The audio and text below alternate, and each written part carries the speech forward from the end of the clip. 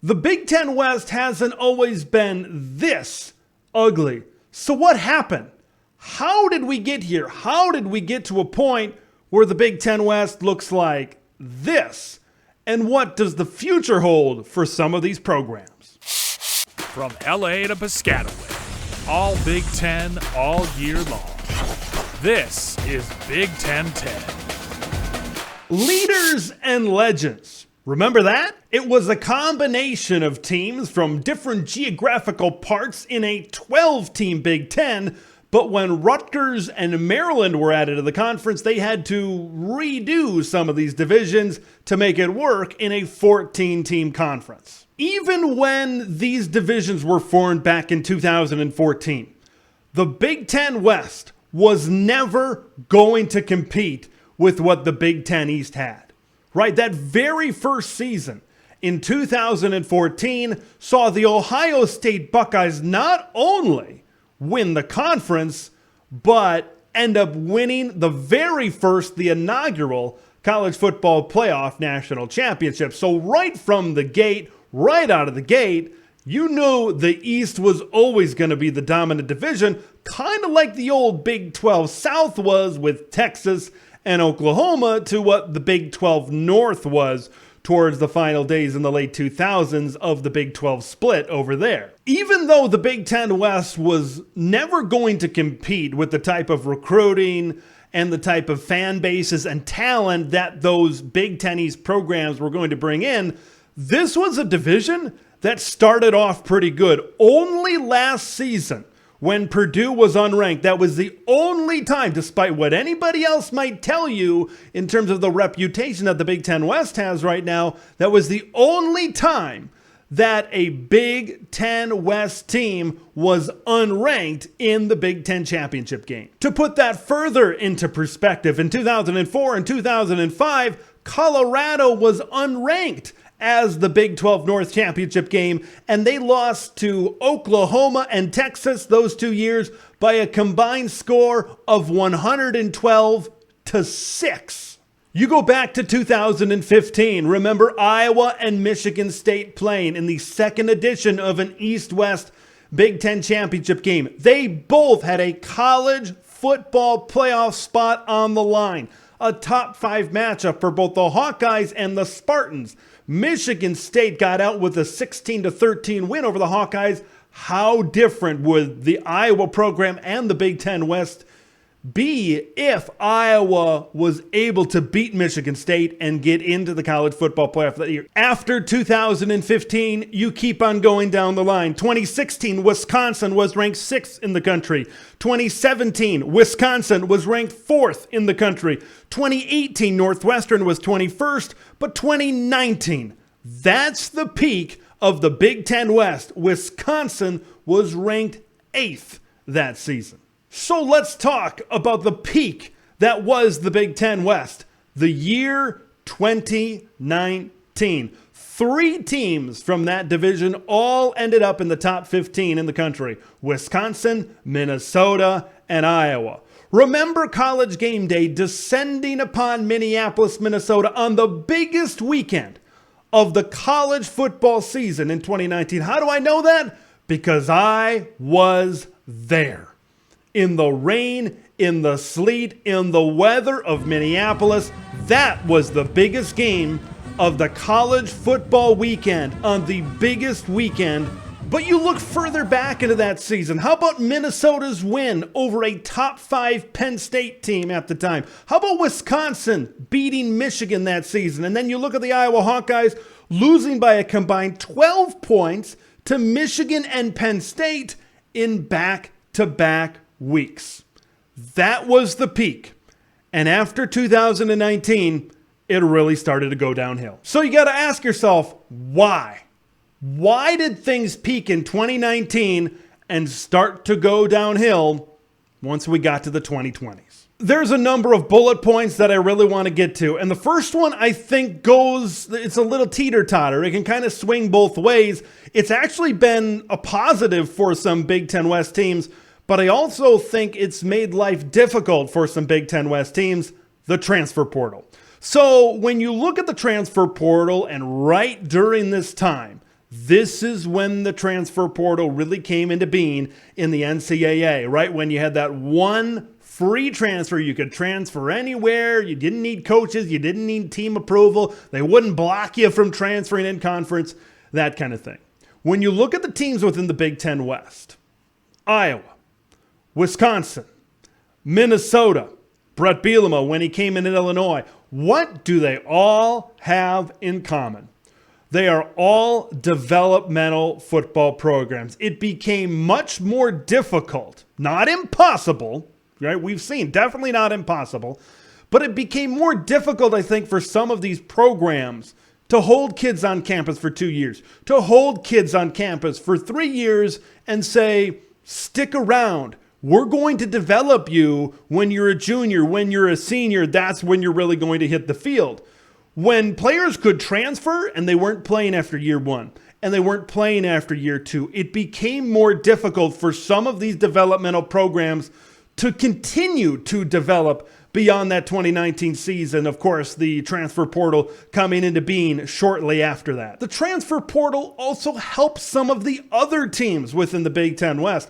Purdue probably does not end up in the Big Ten championship game last season without the transfer of Charlie Jones. I can almost say with a certainty that if you don't have his playmaking ability, his record-setting season at Purdue, this is a Boilermakers team that might be 7-5. Heck, they might be a 6-6 type of football team, even with all of the other talent on their roster. Another thing you really need to talk about is the rise of the Michigan Wolverines.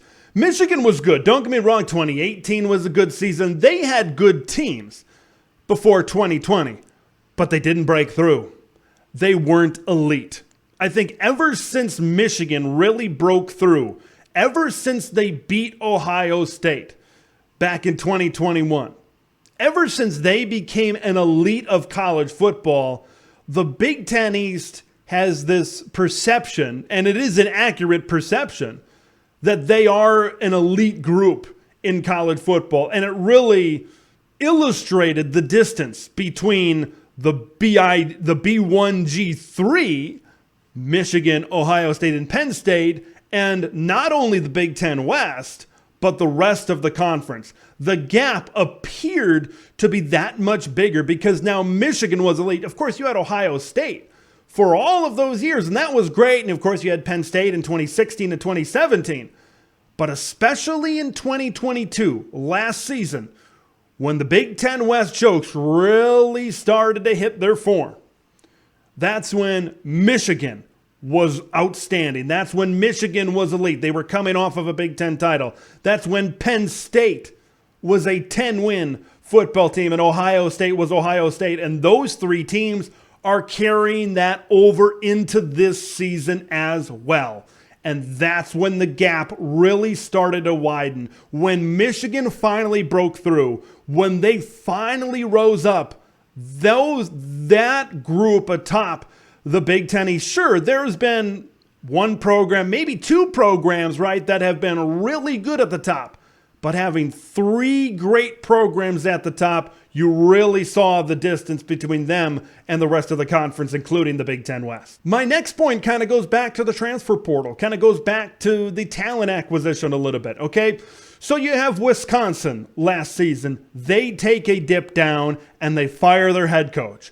They go through some transition that honestly we have never seen in Madison, Wisconsin. I think a lot of people thought that this type of thing, a mid-season firing of a guy like Paul Chryst that has had recent success, wouldn't happen at a place like Wisconsin. And Nebraska, you could throw them in there as well. So you've got these programs coming down, and of course the struggles that Iowa had last season as well on the offensive side of the football. It allowed teams like Brett Bielema to come in and do what he did at Illinois. How about, we just mentioned Charlie Jones and Purdue, what he was able to come in. Jeff Brom was kind of building to that, right? You look at that 2018 upset of Ohio State. They were able to pull off some big wins.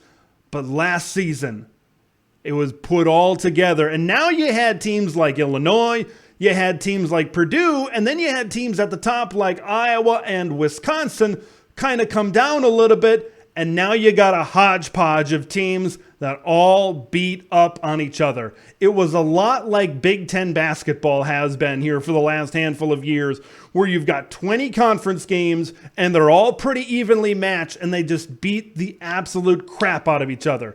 That's what the Big Ten West really was like last year, and you're seeing that this season as well. So what about the future? The immediate future is expect a lot of circle of sicko. That team beats that team, but this team beat that team, and that team beat this team. I think you're going to see a lot of that throughout the remainder of the season. Okay, if you think Iowa's in the driver's seat, yeah, they probably might be. But they got to get by Minnesota. They got to get by a team like a Rutgers. Who knows about Northwestern at Wrigley Field if they get Ben Bryant back? The Big Ten West, folks, is far from decided. Yes, it looked like Iowa and Wisconsin were the top teams, but this thing is ever fluid. I don't know crap about the Big Ten West, and neither do you. It's a completely unpredictable division right now. That's the immediate future. But what about next year? I just watched Oregon and Washington in an absolute classic of a football game, just like they played the year prior. A lot of people around Big Ten circles are going to say, hold on, Ted. Look at who's there for Oregon. Look at who's there for Washington. Look at all of the guys that they're going to lose next season. And they are going to lose a lot of guys. Well, even they're going to lose some guys, so it's not going to be as drastic. Maybe these teams won't be as powerful. So it's hard to judge. And yes, it is hard to judge based on what you see this year. They are going to be different teams. But if you think a team like an Oregon is going to take a step down, if you think a team like a Washington is going to take a dramatic step down, you might have a surprise coming to you. I'm going to list off some names, and these names might be familiar to some Big Ten fans, and it's going to kind of illustrate my point that I think definitely Oregon isn't going anywhere, and maybe Washington isn't either, considering the success that they've been having this season. Here are the names: Michael Penix, Bucky Irving, Kyrie Jackson, Jalen Polk, Caleb Williams over at USC. All those guys are transfers. Look at the success that Washington is having. Look at the success. Big Ten fans, yes, Michael Penix had a really good year in 2020, but he has taken his game to a completely different level. These last two seasons, you're probably going to, at the very least, have back-to-back 10-win seasons in Seattle, Washington. And then look at Oregon. Look at where Bo Nix was, middling in the SEC. And now look where he is as a quarterback of the Oregon Ducks. Look at Bucky Irving. Was third on the Minnesota depth chart entering the season? Now he is their main option. He is the option in one of the best offenses in college football in Eugene, Oregon. Oregon and Washington are going to be premier transfer portal destinations. They are going to lose a lot going into their first year in the Big Ten Conference. But folks, they are going to be awfully attractive, especially at the quarterback position. A lot of quarterbacks around the country are going to look at Bo Nix's journey. They're going to look at Michael Penix's journey. That can be me. And now I get to play under the biggest lights in the Big Ten Conference in some of these big marquee games. If you think Oregon and if you think Washington are going somewhere, you might be a little bit of surprised to see what 2024 brings. Teams like Wisconsin and Nebraska and Iowa and Minnesota and these teams in the Big Ten West will have to undergo some big-time expectations adjustments. Because for all these years, for 10 years, 6 out of their 9 conference games have been against each other. And their barometer for success has been getting to the Big Ten championship game. Now, when you have USC, Oregon, Michigan, Ohio State, and Penn State, those types of teams on the schedule is going to be hard. It's going to be harder for everybody. And that trip to Indianapolis is going to be rare. I'm just going to call it like it is. I do not see a Big Ten West team making it to the Big Ten championship game starting in 2024, maybe the entire length of the remainder of the TV deal, which goes until 2030. What a journey it's been. 10 years, 10 seasons of the Big Ten West. and it finally comes to an end this year. Look, folks, it's ugly. It's brutal to watch. When I watched Iowa and Wisconsin side by side with Oregon and Washington, I said things are going to change. And if these teams don't evolve, they could be left behind. But I just want to say one thing to end this video. Enjoy it, sickos. Enjoy it. Because these teams might have to evolve. And I don't know if we're going to see a lot of this football, especially with this many teams going forward. Boy, the Big Ten West, it's going to be entertaining. It's going to be fun to watch like it's been the past 10 years. Soak it in and enjoy it. Thanks for watching Big Ten TED, where it's all Big Ten all year long. Make sure to like the video to spread the word of Big Ten TED to the masses, and subscribe to the channel for updates on Big Ten content that drops every day.